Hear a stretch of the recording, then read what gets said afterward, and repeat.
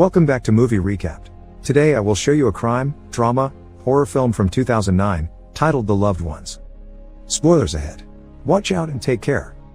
The film opens with Brent, a teenage boy driving through the countryside with his father Dan in his old car. While teasing each other over the state of the vehicle and their tastes in music, Dan takes out and lights a cigarette, which Brent disapproves of. Distracted by his father's actions, Brent doesn't see the person standing in the middle of the road until Dan calls attention to him. Brent manages to dodge the stranger at the last second, but the car crashes against a tree, killing Dan. 6 months later, we find Brent at school chatting with his best friend Jamie.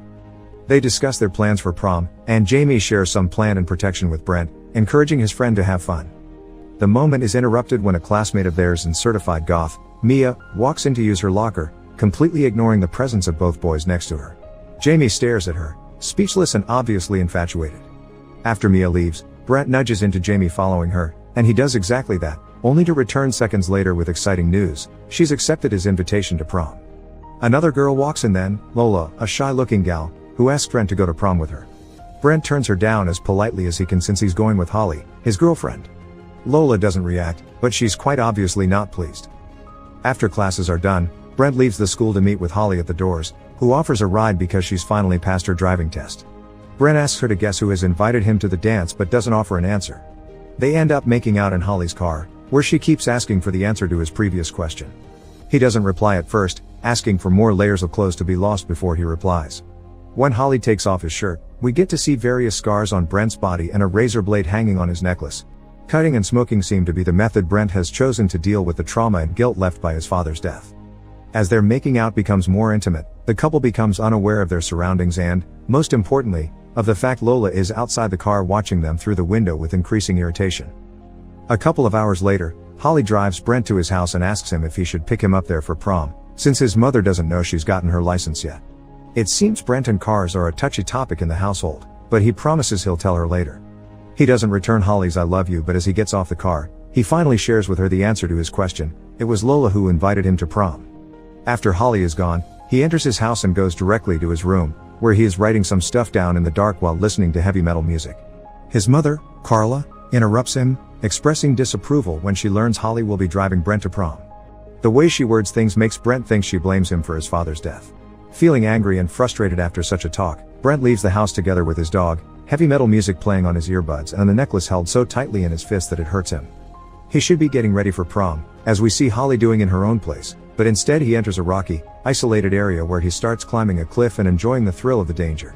Once he makes it to the top, he smokes while listening to his music, which doesn't allow him to hear his dog barking angrily at something.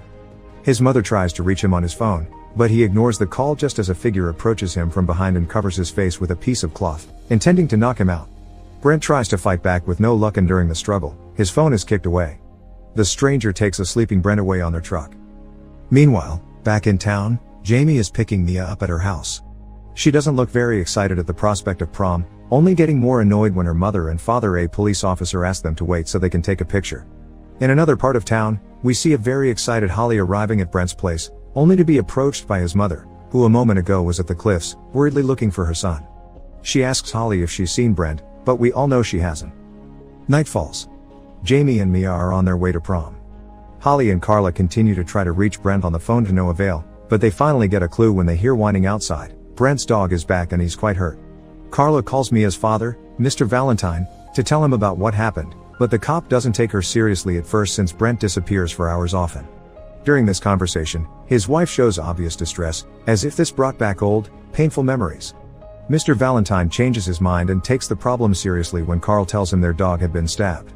Said dog is now in Holly's car, who is trying to take him to the vet while Carla talks to the police officer, but she stops the car when she realizes the dog hasn't survived the trip. 2 different cars are followed next. First, Jamie's. He and Mia have made it to prom and they enter the school ground together, although Mia is obviously not in her best condition. The other car is the truck that kidnapped Brent, which is stopped in the middle of the road so its driver can pick up the dead animal. The truck then goes on until they make it to a house in the middle of the countryside, and when the canvas covering the back is lifted, the kidnappers are finally revealed. It's Lola and her father, Eric.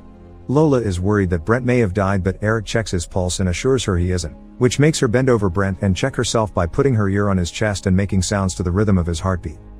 Lola and Eric enter the house, carrying Brent with them.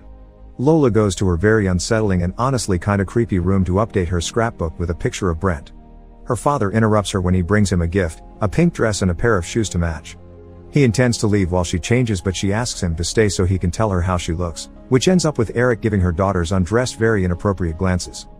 They go to the dining room then, where Brent is waking up to find this strange house decorated to simulate prom. He's been changed into a suit and tied to a chair in front of table where other 3 people also dressing rather nicely sit: Lola, Eric and a woman with a round scar on her forehead that Lola calls Bright Eyes. She seems to be out of it. Eric leaves his seat to grab Brent so Lola can inject bleach into his throat to destroy his vocal cords. They smile and tease Brent while doing it, as if it was just a cute little game. After the injection is done, Lola sits on Brent's lap and asks her dad for a picture. Eric takes it, but asks for a second one together with Bright Eyes. Lola isn't happy with this idea but accepts anyway. Bright Eyes is dragged onto Brent's lap as well, and she yells when Lola pulls her hair for the photograph. Back in the school, Jamie and Mia drink and smoke inside the car while listening to heavy metal, not joining the party just yet. In contrast to this, we see Lola's house again, where she and her father are enjoying takeout chicken while Brent tries to undo the knots of the rope that ties him and Bright Eyes stares at nothing. Lola finds a wishbone in her chicken and offers it to her dad to make a wish together. Eric wins it and, even when he swears he's made a wish for her, Lola is not amused. Incredibly annoyed, Lola asks her father who looks prettier, she or Bright Eyes. Feeling stuck between a rock and a hard place, Eric replies that both look pretty, which makes Lola even angrier. She starts force-feeding chicken and milk to Bright Eyes and, when she realized Brent is watching, decides to try to do the same to him while using baby talk.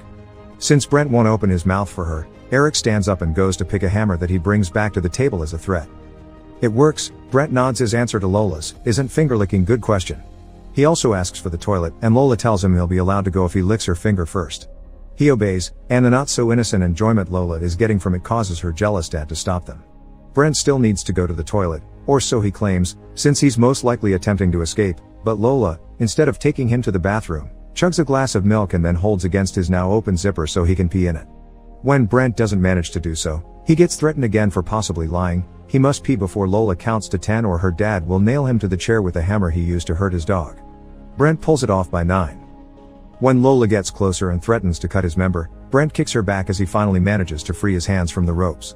He hops his way out of the house, since his legs are still tied, and hides under Eric's truck to have a hidden place where to cut the remaining rope off with his razor blade.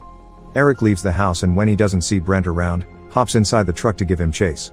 Brent rolls away when the engine is turned on, believing to be safe now, but Eric pulls back and the truck lights instantly fall on his victim. Brent runs away and climbs a tree where the truck crashes when Eric goes after him.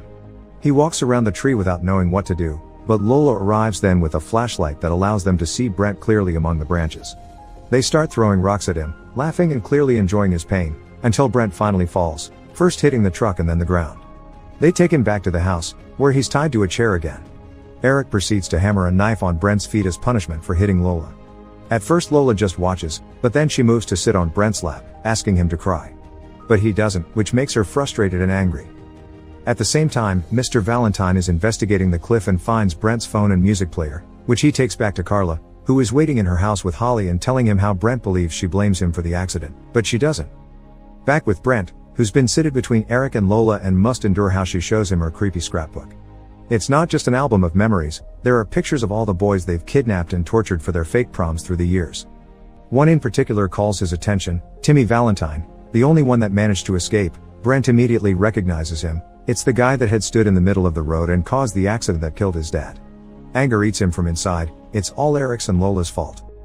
Lola tells her dad he's ready to draw on Brent, and after a quick cut to the school to see that Jamie and Mia still haven't left the car, we see the results of Lola's drawing. Using a fork, she's carved their initials inside a heart on Brent's chest. Both her and Eric proceed to throw salt at the wound, making Brent scream and wiggle in pain while they make fun of him for it. While Brent is being punished, her mom is still in their house, waiting for news. Same for Holly, who finds the card Brent had prepared for her and contained the words "I love you" that he owed her. And at school, Jamie and Mia finally decide to leave the car, even if Mia can barely stand, not feeling very well. It's time for the coronation at Lola's prom. She's the queen, of course, and Brent is named king. All of them get paper crowns, even Eric, who takes a picture of the royal couple before his daughter decides to play some music. It's the actual school dance we see first, though Mia and Jamie are slow dancing together, and Mia starts touching Jamie's groin, getting stares from everyone around them and the attention of a teacher, who kicks them out of the party. Meanwhile, Lola is trying to dance with Brent as well while her father throws glitter at them. She explains to him that the song they're listening to is the one she wants to be played during her wedding, which she'll have when she finally finds her prince. Brent isn't her prince, however, so she asks her dad to dance with her instead. Lola tells Eric he is her prince, always has been, and there will be nobody good enough to ever replace him.